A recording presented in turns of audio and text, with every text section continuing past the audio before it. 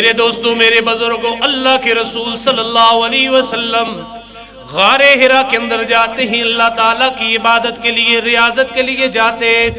کئی عرصے تک میرا تیرا نبی غار ہرا کے اندر جاتے، اللہ تعالیٰ سے مناجات کرتے ہیں، دعائیں کرتے ہیں اور اللہ تعالیٰ کی عبادت کے اندر مشغول ہو جاتے ہیں۔ جب میرے نبی صلی اللہ علیہ وسلم کو نبوت ملی اور میرے رسول پاک صلی اللہ علیہ وسلم کی ذات گرامی پہ اللہ کا قرآن نازل ہونے لگا، قرآن کی آیات نازل ہونے لگی۔ اللہ کے قرآن کی پہلی آیت جو اللہ نے اپنے رسول پہ نازل فرمائی وہ جہاد سے متعلق نہیں تھی، وہ کسی غزوہ سے متعلق نہیں تھی، وہ کسی دنیا داری کی، کسی معیشت، کسی سیاست سے متعلق نہیں تھی، وہ دولت سے متعلق نہیں تھی، وہ جنت و دوزخ سے متعلق نہیں تھی۔ نانا، وہ پہلی آیت جو اللہ تعالیٰ نے تبلیغ سے متعلق بھی نہیں تھی، بلکہ فرمایا میرے سونے محبوب اقرا بسم ربک الذی خلق، اللہ کا قرآن، اقرا بسم ربک الذی خلق۔ اے میرے محبوب پڑھیے پڑھیے پڑھیے اپنے رب کے نام کے ساتھ جس نے آپ کو پیدا کیا ہے۔ اقرا بسم ربک الذی خلق، خلق الانسان من علق۔ وہ رب تعالیٰ جس نے اس انسان کو پیدا کیا، لوتھڑے سے پیدا کیا۔ میرے دوستو، میرے بزرگوں، میرے کریم آقا صلی اللہ علیہ وسلم کو اللہ تعالیٰ نے پہلی جو وحی نازل کی ہے وہ علم سے متعلق نازل کی ہے، وہ تعلیم و تعلم سے متعلق وحی کی ہے۔ فرمایا لوگو، علم نہ ہوا تو تم اپنے نبی کو بھی پہچان نہیں سکتے، جب نبی کو نہیں پہچان سکتے تو رب تعالیٰ کی معرفت کو بھی حاصل نہیں کر سکتے۔ عقل کی بنیاد پہ ہم معرفت الہی کو بھی حاصل نہیں کر سکتے۔ ایک بندہ علم کے بغیر کہے جی کہ مجھے اللہ تعالیٰ کی ذات مل گئی، مجھے حق مل گیا اور مجھے شعور مل گیا، علم اس کے پاس نہیں ہے، وہ لاکھ دعوے کرے، اس کا دعویٰ قابل قبول نہیں ہے، کیونکہ علم کے بغیر معرفت الہی ملتی ہی نہیں ہے، معرفت اولیاء نہیں ملتی، معرفت صوفیاء نہیں ملتی، معرفت انبیاء نہیں ملتی بغیر علم کے۔ تو علم کے میدان کی طرف ہمیں جانا ہوگا۔ میرے کریم آقا صلی اللہ علیہ وسلم کے غلاموں، مسجد نبوی کے اندر محفل لگی ہے، ایک محفل کے اندر ذکر و اذکار ہو رہا ہے، تسبیحات ہو رہی ہیں، تحلیلات ہو رہی ہیں، اللہ اکبر۔ دوسری طرف ایک اور محفل لگی ہے جس کے اندر علم کی باتیں ہو رہی ہیں، تعلیم کی باتیں ہو رہی ہیں، تحقیق کی باتیں ہو رہی ہیں، جستجو کی باتیں ہو رہی ہیں، ریسرچ کی باتیں ہو رہی ہیں۔ اب سوال یہ پیدا ہوا کہ اللہ کے نبی صلی اللہ علیہ وسلم جب آئے، دونوں علم کی محفلیں، ایک ذکر الہی کے محفل ہے، وہاں پہ ذکر ہو رہا ہے، اذکار ہو رہے ہیں، ایک طرف علم کی باتیں ہو رہی ہیں۔ میرے تیرے نبی صلی اللہ علیہ وسلم نے جس محفل کو منتخب فرمایا وہ علم کی محفل تھی۔ بابا سے بلند سبحان اللہ، علم کی محفل تھی وہ، ذکر بھی کسی سے کم نہیں تھا، اللہ کا ذکر بھی انسان کے دل کو ہر قسم کے زنگ اور آلودگیوں سے پاک و صاف کر دیتا ہے، لیکن میرے حضور نے جو محفل اختیار فرمائی وہ علم کی محفل تھی، اس لیے کہ فرمایا کہ جب بندے کے پاس علم نہ ہو، علم نہ ہو، وہ گمراہ ہو جاتا ہے، وہ بھٹک جاتا ہے راہ خدا سے۔ اللہ تعالیٰ کی ذات تک شناسائی کے لیے بھی علم ضروری ہے۔ اس کی میں آپ کو ایک چھوٹی سی مثال دوں۔ ہمارے علماء کرام، فقہائے کرام، مفسرین و محدثین فرماتے ہیں کہ اگر اللہ کا علم حاصل، اللہ تعالیٰ کی ذات پہ یقین کو پختہ کرنا ہے نا، تو اللہ تعالیٰ کی کائنات کے اندر بنائی ہوئی چیزوں کے اندر غور کرو۔ یہ بڑی مزے کی آپ کو میں مثال دے رہا ہوں۔ فرمایا کہ اگر یہ چاہتے ہو نا کہ اللہ تعالیٰ کی ذات کے اوپر تمہارا ایمان پختہ ہو جائے، کامل یقین ہو جائے، اللہ تعالیٰ کے خالق کو، مالک کو، رازق ہونے پہ اگر اللہ پہ پختہ تمہیں یقین رکھنا چاہتے ہو، پھر اللہ تعالیٰ کی بنائی ہوئی مخلوقات پہ غور کرو، تمہارا ایمان پختہ سے پختہ ہوتا چلا جائے گا۔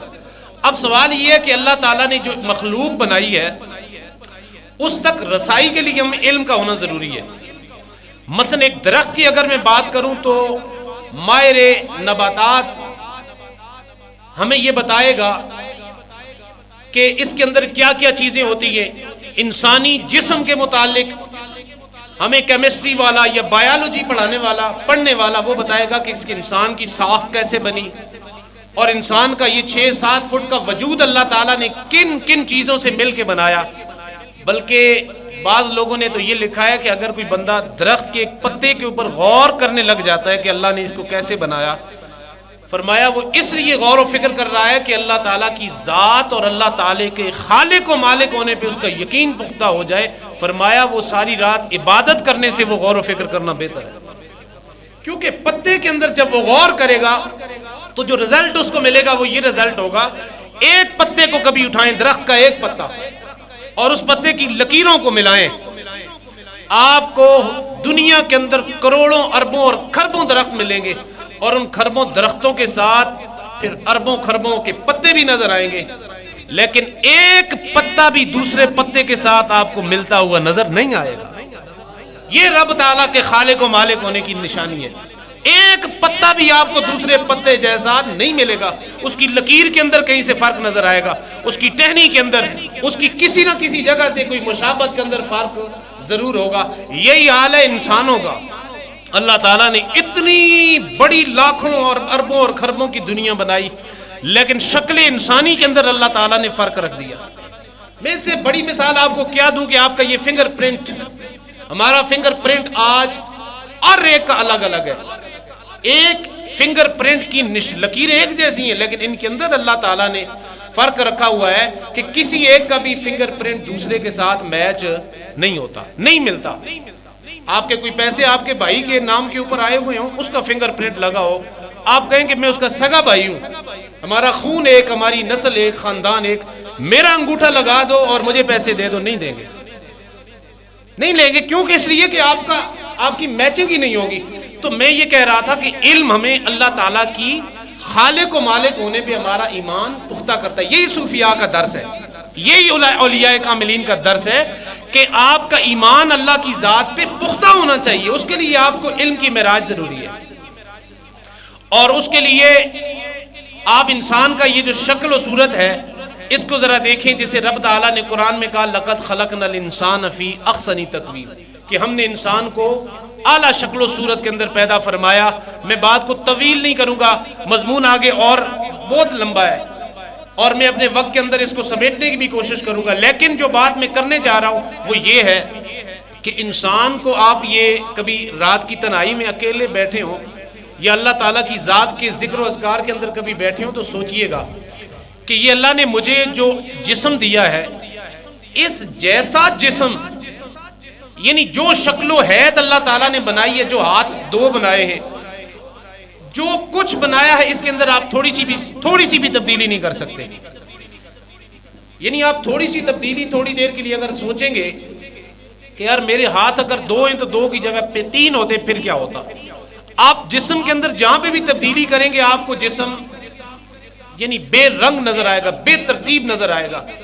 آپ اپنے جسم کے کسی عضو کی جگہ جو اللہ تعالیٰ نے رکھی ہے، فرمایا نا کہ یا ایھا الانسان ما غرک بربک الکریم الذی خلقک فسواک، فرمایا وہ رب ہے جس نے تمہیں پیدا کیا اور پھر تمہارے جسم کو ترتیب دیا. یہ جسم کی ترتیب بھی ایک بہت بڑا معنی رکھتی ہے. آپ کی یہ آنکھوں کی جگہ آپ تھوڑی دیر کے لیے جب تبدیل کریں، آپ کو آپ کا جسم بڑا عجیب سا لگے گا، بے ڈھنگا سا لگے گا. اپنی ناک کی جگہ تبدیل کریں، ہاتھوں کو 2 کے بجائے 1 کریں، 3 کریں، 4 کریں، جو بھی آپ تبدیلی کرتے جائیں گے آپ کہیں گے کہ نہیں یار اس طرح سے نہیں ہو سکتا. جو رب تعالیٰ نے جسم بنایا، جس جگہ بنایا، جس جگہ جس عضو کو رکھا وہ کمال کا رکھا. اس لیے فرمایا نا اس رب نے تمہیں تخلیق کیا، اور اس رب تعالیٰ نے پھر اپنے دستے قدرت سے اللہ تعالیٰ نے تمہیں تخلیق فرمایا، تمہیں ترتیب دیا ہے. اس جیسا جسم ہو ہی نہیں سکتا. اے انسان ہم نے تمہیں سب سے سونی صورت کے اندر بنایا ہے. حضرات محترم آگے میں بات کو چلاؤں. علم کی ابتدا غار حرا سے ہوتی ہے، اور اس کے بعد اس علم کے میدان کے اندر ہمیں یہ ملتا ہے کہ فضیلت ساری کی ساری علم کی وجہ سے ہے. ایک طرف فرشتہ ہے، فرشتوں کی ساری مخلوق ہے، ایک طرف اکیلا حضرت آدم ہے۔ اللہ تعالیٰ نے آدم علیہ السلام کے سامنے ان ساری فرشتوں کی جماعت کو حکم دیا کہ اس کو سجدہ کرو۔ تو حضرت آدم علیہ السلام کے سامنے فرشتوں کی ساری جماعت سجدہ کر رہی ہے، بہتر نہیں تھا کہ ایک آدم سے کہا جاتا کہ آپ فرشتوں کے آگے سجدہ کر رہے ہیں؟ ممکن تھا کہ ایک انسان کو کہا جاتا کہ آپ ان ساری فرشتوں کی جماعت کے سامنے سجدہ کریں، بجائے اس کے کہ فرشتوں کی ساری جماعت کو کہا گیا کہ آپ ایک اکیلے آدم کو سجدہ کریں۔ فرشتہ مجھ کو کہنے سے میری توقیر گھٹتی ہے، اقبال نے کہا تھا فرشتہ مجھ کو کہنے سے میری توقیر گھٹتی ہے، میں مسجود ملائک ہوں، مجھے انسان ہی رہنے دو۔ کہا کہ میں وہ ہوں جسے فرشتوں نے سجدہ کیا ہے، مجھے انسان ہی رہنے دو۔ تو آدم علیہ السلام کو سجدہ کیا فرشتوں نے اس وجہ سے کیا کہ اللہ تعالیٰ نے آدم علیہ السلام کو علم عطا فرمایا تھا۔ علم آدم الاسماء، اللہ تعالیٰ نے آدم علیہ السلام کو ساری چیزوں کے نام سکھا دیے، ساری چیزوں کے بارے میں بتا دیا۔ اب آدم جو جانتے تھے وہ فرشتے جانتے نہیں تھے، اس لیے علم کی بنیاد پہ اللہ تعالیٰ نے آدم علیہ السلام کو فرشتوں سے سجدہ کرایا۔ حضرات محترم امام مجدد الف ثانی علیہ رحمہ آپ فرماتے ہیں کہ دین کی تقویت کے لیے ایک درہم خرچ کرنا، دین اسلام کی ترویج کے لیے ایک درہم خرچ کرنا، آپ فرماتے ہیں کہ لاکھوں درہم اور دیگر معاملات کے اندر لاکھوں درہم خرچ کرنے سے بہتر ہے ایک درہم جو بندہ دین کے لیے خرچ کرتا ہے، اسلام کے لیے، مسجد کے لیے۔ مسجد بھی دین کا ایک گہوارہ ہے، دین اسلام کی سربلندی کا گھر ہے، مدرسہ دین اسلام کی ترویج کا گھر ہے۔ فرمایا جو بندہ دین اسلام کی ترویج کے لیے ایک خرچ کرتا ہے، اس کے بارے میں آقا کریم صلی اللہ علیہ وسلم نے کیا فرمایا، سنیے گا اور وہ سارے لوگ جو مسجد کے ساتھ کسی بھی مد کے اندر تعاون کرتے ہیں، مدرسے کے ساتھ تعاون کرتے ہیں، اپنے ہر معاملات کے اندر وہ مسجد کو شامل کرتے ہیں، ان کے لیے حضور پاک صلی اللہ علیہ وسلم نے فرمایا کہ جس نے تیتر کے گھونسلے کے برابر مسجد میں حصہ بنایا، اللہ تبارک و تعالیٰ اسے جنت کے اندر محل عطا فرمائے گا۔ تیتر کا گھونسلہ کتنا سا ہوتا ہے جی؟ چھوٹا سا۔ فرمایا اتنی سی جگہ کے اوپر بھی اگر اس نے تعمیر کر دی، ایک بلاک کسی نے دے دیا، ایک اینٹ مسجد کے اندر دے دی، ایک سیمنٹ کا توڑا دے دیا، فرمایا کہ اللہ تبارک و تعالیٰ جنت کے اندر اسے ایک محل عطا فرمائے گا۔ اور علم کے میدان کی باری آئی تو حضور نے فرمایا کہ ایک طالب علم جب صبح نکلتا ہے، جب وہ علم کی روشنی کے لیے باہر نکلتا ہے، اسکول کی طرف جاتا ہے، مدرسے کی طرف جاتا ہے، اللہ کے رسول فرماتے ہیں کہ دریا اور سمندروں کی مچھلیاں بھی اس کے لیے دعائیں کرتی ہیں، دریاؤں کی سمندر کی مچھلیاں بھی اس کے لیے رحمت کی دعائیں کرتی ہیں۔ اور فرمایا کہ ایک طالب علم کی قلم کی سیاہی سے نکلنے والا ایک قطرہ، توجہ کیجیے گا، فرمایا ایک طالب علم کی قلم کی سیاہی سے نکلنے والا وہ سیاہی کا ایک قطرہ، ایک طرف فرمایا مجاہد جو فی سبیل اللہ جہاد کر رہا ہے، اس کے جسم سے نکلنے والے خون کے قطرے سے وہ طالب علم کی سیاہی کا قطرہ بہتر ہے۔ اتنی زیادہ علم کی فضیلت بتائی گئی ہے۔ تو اس ضمن کے اندر ضروری ہے کہ ہم علم کی طرف آئیں۔ میں ایک چھوٹی سی بات کر کے اپنے مضمون کو مکمل کرتا ہوں۔